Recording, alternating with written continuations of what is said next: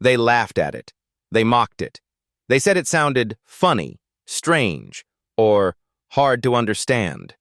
They turned it into jokes on TV, memes online, and punchlines in everyday conversation. But what if the very accent people laughed at ended up becoming one of the safest, clearest, and most trusted accents in the world of aviation? This is the story of the Filipino accent, an accent once ridiculed by many, yet chosen by airline pilots and aviation trainers because of how clearly and effectively it delivers life-saving communication. And once you hear the full story, you might never think about accents the same way again. Before we dive in, here's something to think about. Have you ever judged someone's intelligence or ability based only on the way they speak? Be honest. Think about it and drop your answer in the comment section below. Your perspective might surprise someone reading it. Let's begin. Imagine being thousands of feet in the air, inside a cockpit full of blinking lights, switches, and controls. Outside, clouds cover everything. Inside, you feel tension rising. A small misunderstanding, even a single misheard word, can lead to disaster. In aviation, clarity is everything. It's not just helpful. It's a matter of life and death. For decades, international aviation experts studied which speaking patterns reduced errors, misunderstandings, and confusion in high-pressure situations. The surprising result? The Filipino accent consistently stood out for one important reason. It is naturally clear.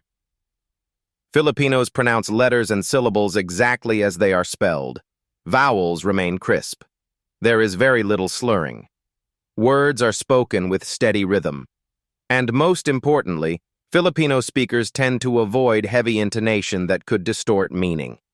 In aviation, that clarity can save lives. That's why many pilots from different countries now train to speak English using Filipino-style pronunciation during critical radio communication practice. Think about that for a moment. Something people mocked turned out to be something professionals around the world try to learn. Here's an interesting question for you. Why do you think people often look down on accents that aren't from Western countries, even when those accents might be clearer? Share your thoughts in the comments. I'm curious how you see it. But let's go back in time. English became widely spoken in the Philippines because of history, from early 20th century American influence to its deep integration in education. Over time, English evolved into something uniquely Filipino, warm, rhythmic, and very direct. Filipinos learned English not by copying the accents of foreign teachers, but through practical, everyday usage. This made their English efficient and easy to understand. Meanwhile, in the aviation world, a different problem was growing. Pilots from different countries spoke English differently. Some accents were heavy, some were fast, and some blended sounds together. Air traffic controllers struggled. Pilots struggled. Miscommunication caused real accidents, tragedies that could have been prevented by clearer pronunciation. In response, aviation researchers around the world conducted tests. They played recordings of different accents to international pilots and air traffic controllers and asked them to identify and repeat instructions accurately. Surprisingly, or maybe not, the Filipino accent consistently ranked among the most understandable. It wasn't fancy, it wasn't dramatic, it was simply clear. That clarity is exactly why many flight schools now use Filipino-accented English as a baseline during safety communication lessons. Not because it is perfect, but because it reduces confusion the most. And yet, while pilots were practicing Filipino pronunciation, ordinary Filipinos were being teased online and in real life.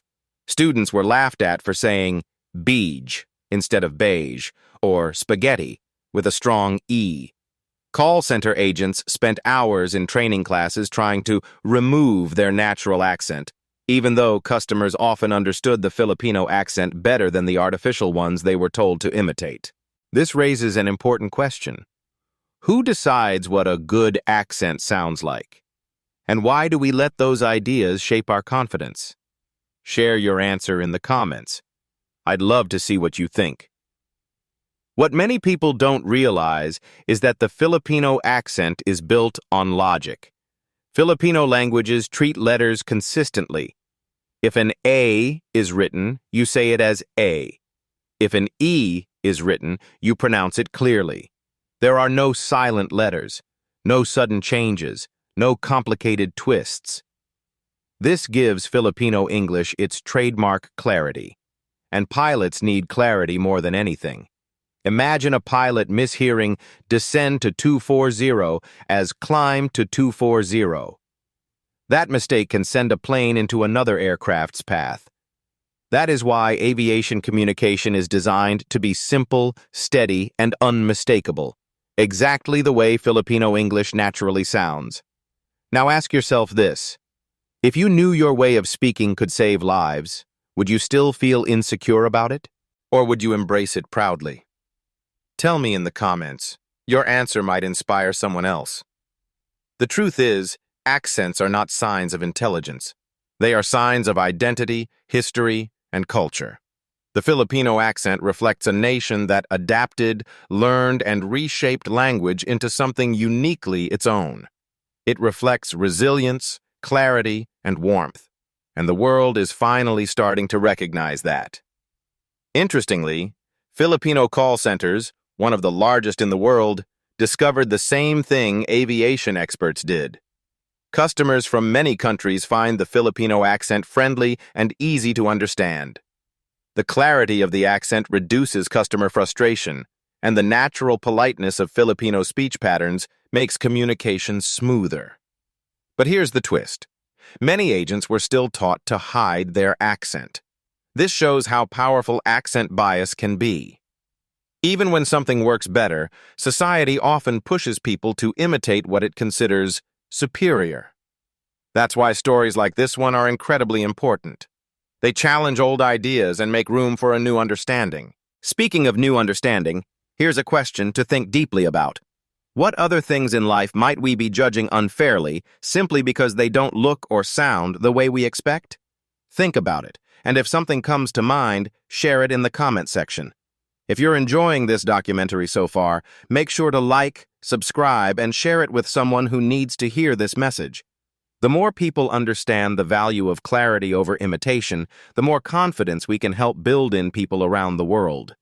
Let's continue. Aviation English is not like regular English. It requires a steady tone, precise pronunciation, and zero ambiguity. When experts broke down the speech patterns of pilots who communicated successfully under pressure, many features matched Filipino speech patterns. This included avoiding strong diphthongs, keeping vowels consistent, and maintaining clear syllable timing. So while comedians were making fun of the Filipino accent, pilots were studying it. While people were mocking it, safety instructors were promoting it. While some Filipinos felt embarrassed by it, aviation experts were praising it. Funny how the world works, isn't it? There's a lesson here, a powerful one. What people laugh at today might be the thing they respect tomorrow, and what you feel insecure about might be your greatest strength. This story also reminds us that communication is not about sounding fancy. It's about being understood. It's about connection. It's about making sure your message reaches someone without confusion. So the next time you hear a Filipino speaking English, remember this. Somewhere in the world, a pilot may be practicing the same style of pronunciation, not to imitate a culture, but to save lives. Isn't that amazing? Here's something I'd love to hear your thoughts on. Should schools around the world teach students that clarity is more important than accent? Why or why not?